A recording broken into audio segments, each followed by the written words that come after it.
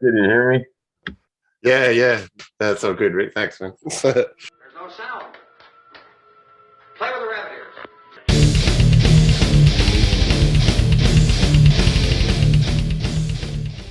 Razor Rozz, welcome to Nightbreed. How's it going, man? It's going good. How you Excellent. doing? Yeah, doing well, man. I'm doing well. So the Gangs of Old Ladies, the single "Disease of the Undead." It's a pretty impressive lineup. You know, yourself, Chuck Billy, Gene Hoglan, like heaps of big names. How'd you get involved with Gangs of Old Ladies? Uh, Jekyll Jones contacted me out of the blue and sent me some tracks, and it was really cool. And all I did was just do what what I what I do, and they were cool with it. So they asked me to actually join the band. And I live in Florida, and they're in Europe where you live. They're in Australia, and it's really cool. And they're great guys. I mean, Simon Unknown, and I haven't met or talked to David Anderson, but I'm sure he's a great guy, or else he wouldn't be involved. And I also did something on Demonic Drug Tape, one of their other singles as well. I did some guitar stuff on there, along with Disease of the Undead, which is a video thing now, which is really cool to be involved in. They're great guys, and they've been nothing but cool, and it's really cool. It really is. It's an Excellent, man. honor. Sorry.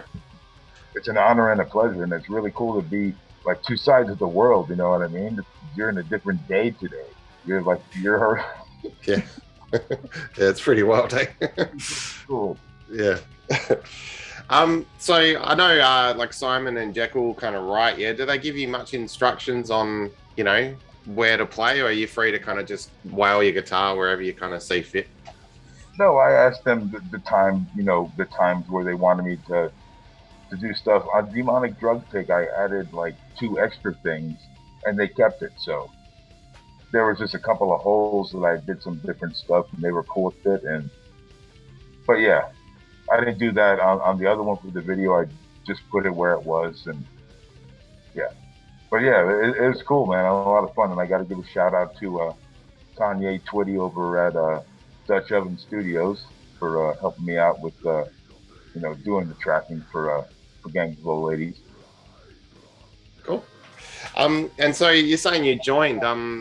Is there plans to release some more stuff with Gangs of Old Ladies? As far as I know, it seems like there is a chance to do that, from what I was told. You know what I mean? Don't I mean I'm not 100% sure, but I'm pretty sure there is. I mean, whenever they send me something, they want me to be included in that. Obviously we're not going to be going on tour or practicing tomorrow. You know what I mean? But yeah, I'm pretty sure that I'm going to be involved in another song or two or whatever they want me to do. It's just totally cool. It's a very flattering thing from the other side of the world, and it's really cool to meet, not physically meet, but you could tell that people are cool when they're cool. You know what I mean? Yeah, yeah, Without even meeting them. So yeah. No, nice. That's great. All right. Look, if it's cool, I'd like to ask you about some of your, other bands that, big important bands that you're in over the years. Is that cool, Rick? We talk about some other I'm stuff. cool with whatever if you Yeah, don't mind the razor mask. yeah. Hey, that's okay with me, mate. Whatever. Cool. Like, So I guess back in 1983, Mantis and eventually Death. How'd you first meet Chuck and Cam at that back at the beginning? well, Barney and I met in art class in high school, and ended up forming Mantis. And actually, there was another guitar player that I don't remember whose name. I could picture his face, but I just don't know his name. We never played live. We actually just wrote songs in like an apartment. Hmm. And then one night I went to a backyard party, which was happening a lot back then. I was in a band called Hidden Force. That was my very first band, and we used to play backyard parties. And then I was in a band called Thatcher that also did the same thing. It was basically cover tunes and a couple of originals. And but at least it was cool cover tunes. It was like Priest and Maiden. It wasn't like freaking. It was metal at least. And but then I went to a party one night and I met Chuck, and we hit it off. And I told him about Cam, and he had a garage. So Cam had a, or damn it, Barney had a drum kit, and uh, and he also sang. So and Barney sang probably 80%, 90% of the songs in the beginning of Mantis. So Barney and myself already had Mantis going when I met Chuck. So Barney and I went to Chuck's house, formed Mantis, started doing. We did a couple of shows at a place called, you want to call it shows. It's like a kid's place called Showbiz Pizza, to where it was like, yeah, anyway, yeah. So we did stuff like that. And it was hard to get gigs because it was all about cover bands back then. All the cover bands were like basically being booked like national acts.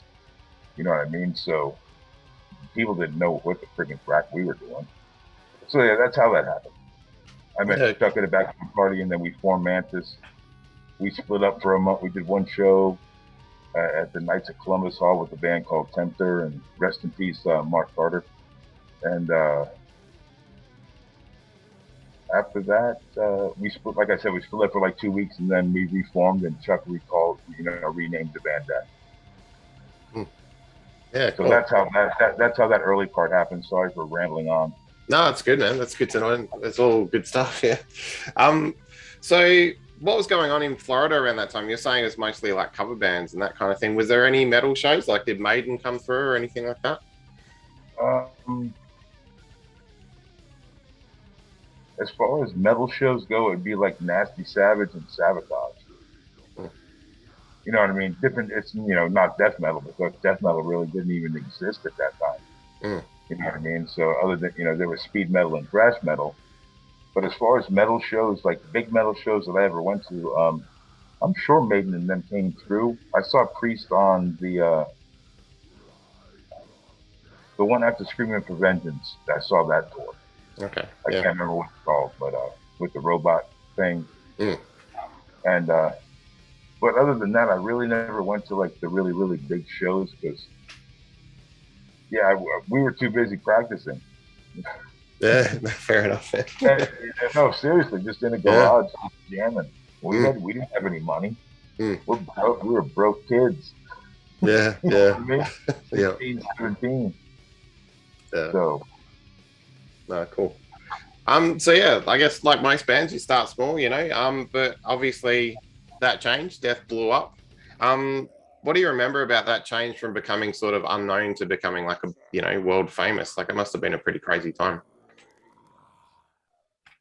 it was all a coincidence because like I said, I was let go for a second time after I reformed the band with Terry Butler and Bill Andrews to do the Scream Bloody Gore tour because Chuck moved back to Florida and Chris didn't want to stay in Florida and live in Florida. That's what I'm assuming because he was still, he was a young kid still at home. Mm. So I brought that to Chuck's attention and reformed the band. Long story short, did the Leprosy record, and then I was let go again after the Ultimate Revenge 2 video and Ultimate Revenge 2 tour. And then, they went on then to continue with James Murphy and so on and so forth. So. Okay. Talking about songwriting, because you wrote a lot of the tracks on Leprosy. How was songwriting with Death? Was it like, were those songs solely yours, or was it kind of a collaborative thing? Pull the Plug and Leprosy are Chuck songs. Primitive Ways musically is my song, and the other was that 4, 5, 6, 7. The other 5 are split 50-50 between me and Chuck musically. Oh, cool. Yeah, nice. Yeah, I know Chuck did all the lyrics. I had nothing to do with lyrics. It's all music. So yeah, there was 5 co-written together. I wrote 1 myself, and he wrote 2 himself, and yeah. Yeah. Oh, cool. So another band around that time, Massacre, also started, 84. How'd that project start alongside, the other stuff you're doing? I was contacted by Barney. He had moved out to Tampa and joined Massacre. This is Bill Andrews' band. And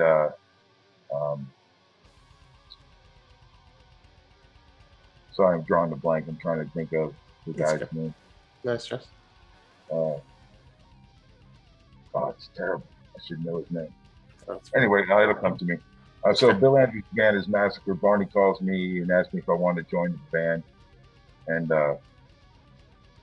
so I ended up moving out to Tampa, joined Massacre, and they had already had a demo already. And yeah, it's man, it's so shitty. I can't think of the guy's name. Alan West. Yeah, there you go. Yeah. Alan West from Obituary. He was in. Prior to that, he was in. Sorry, Alan. He was the guitar player in Massacre. So, and yeah, so I moved out there. Bill Andrews ended up letting Alan West go and the bass player go. Terry Butler joins the band, and see, now it's kind of going backwards because it leads back to death. But you don't mind if I chant to rant away? No, definitely. Yeah. I'll try and make it as quick as possible because I've said this many times. But, yeah, so Bill Andrews lets Alan West and the bass player go. Terry Butler joins the band, so we're a 4-piece. Like I said, long story short, we do a show. We're supposed to do a show with Overkill and Megadeth at the Tampa Bay Armory, and we show up, and then we were not allowed to play for some reason, and I ended up running into a guy, and I wasn't happy about it. Whatever, what can you do? You know what I mean? But you're all excited. It's a pretty big show. You get all excited to do this big show with, and that was packed, and then like, no, you're not going to be able to play, and I was like, Anyway, so long story short, like I said, this guy comes up to me and tells me that Chuck's back in town, and I go see Chuck the next day, and he's like, looked at me like, why are you here? And I just gave him a quick little, hey, if you want to talk, I have something. And he called me the next day. We got together, told him the story that I'm leaving Massacre. Bill and Terry didn't tell Barney about it, and that's how Death became. But as far as Massacre in general, because after we put Death together, or that I put that together with Bill and Terry and Chuck back together. After I was let go and James Murphy was in the band, they went on a tour in Europe without Chuck. And Terry had called me from Europe and told me that, hey, we're on tour without Chuck and we're not going to be in Death anymore. Would you like to put Massacre back together again? Is this making any sense? Yeah, I'm with you, man. Absolutely. Yeah. Okay, so and then at that time, Massacre was already formed in a different entity with Barney, Joe Cangelosi from Whiplash and Creator, and a really good friend of mine, Butch Gonzalez, from the band Tempter. He played bass in the band Tempter with Mantis' first gig, and he also played in the Jenna Tortures and a band called Mother Funker, and he was a really badass funk bass player. Anyway, so long story short, I had to tell those guys that, hey, Bill and Terry are coming back. There was no hard feelings. We had done a demo called Second Coming, and which was very different from Beyond and all that stuff, but this is prior to that. So we ended up putting Massacre back together, and the only reason why Massacre got a record deal is because Digby Pearson, the owner of Earache Records, and we're talking 91, and those songs for From Beyond were written in 85 and 86. So I'm contacted in 1991 by David Vincent from Morbid Angel, telling me that Digby Pearson from Earache Records is a big fan of Massacre, and he would like to put a record out.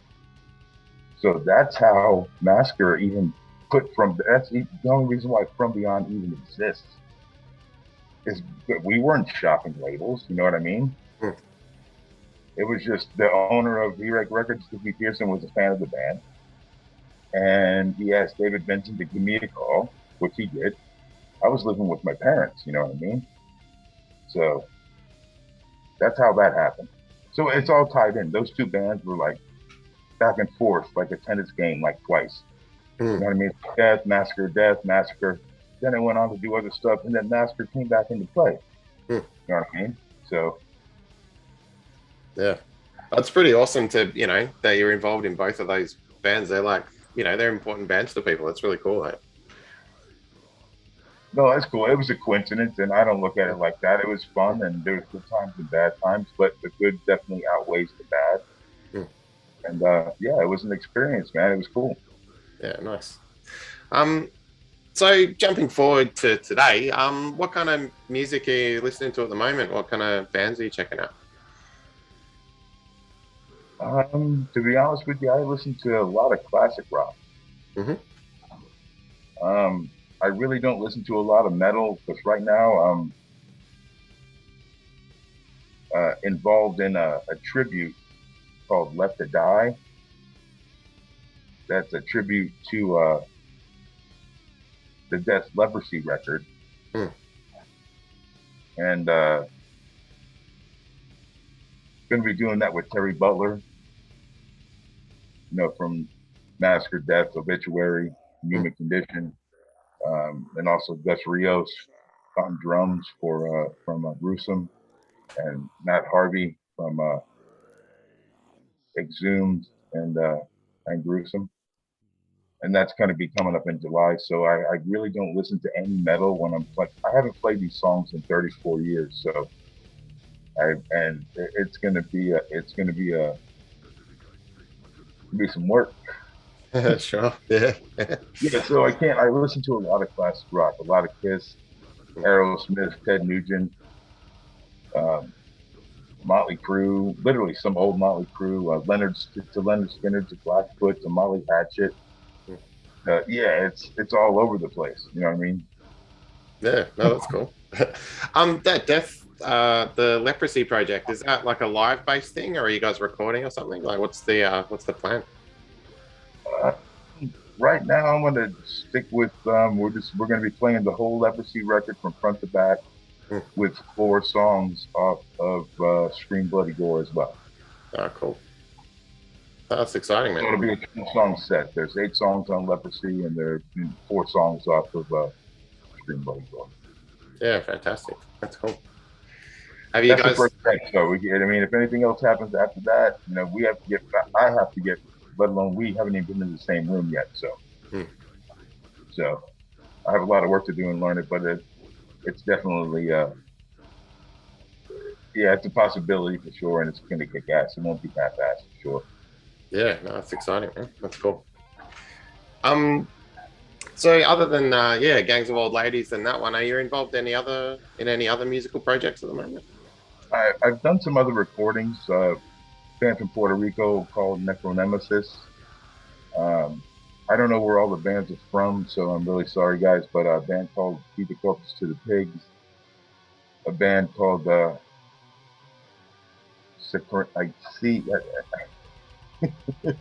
There's a lot of stuff that came out of nowhere. There's a lot of bands. Dissenter, the guys from Dawn of End, they flew me out to play Dawn of Eternity with them out there in New Haven. I think it was New Haven. I don't even know. I didn't take notes for all that stuff. I should have. That's all right.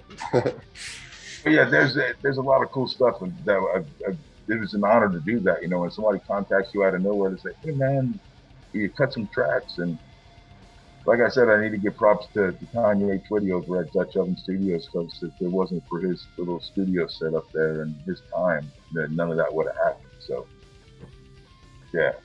Oh, that's cool. And I'm sorry for any bands I forgot, but yeah, it's been really cool and very flattering, man. Nice. Yeah, cool. So are you writing at all? Are you writing anything? I have a handful of speed metal, death metal tunes, so I'm not really messing around with anything like that. There's another project that's kind of more of like a hard rock.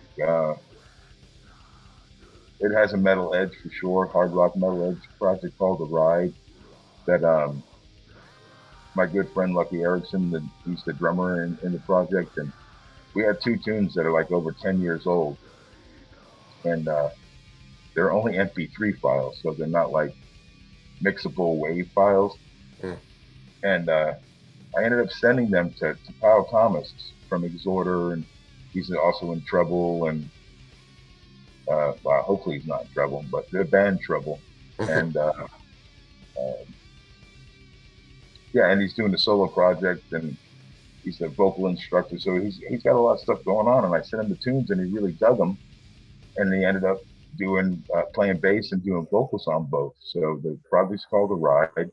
The first song we did was called Fountains Love, and the one that we just finished is called I Know You Know.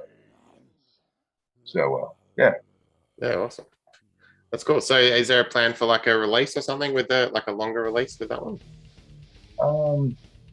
I just posted like a really, really rough raw track on my Facebook page, and I could send it to you as well, and I can send you both songs as well to check out. But it's definitely going to end up coming out. I'm going to say 2023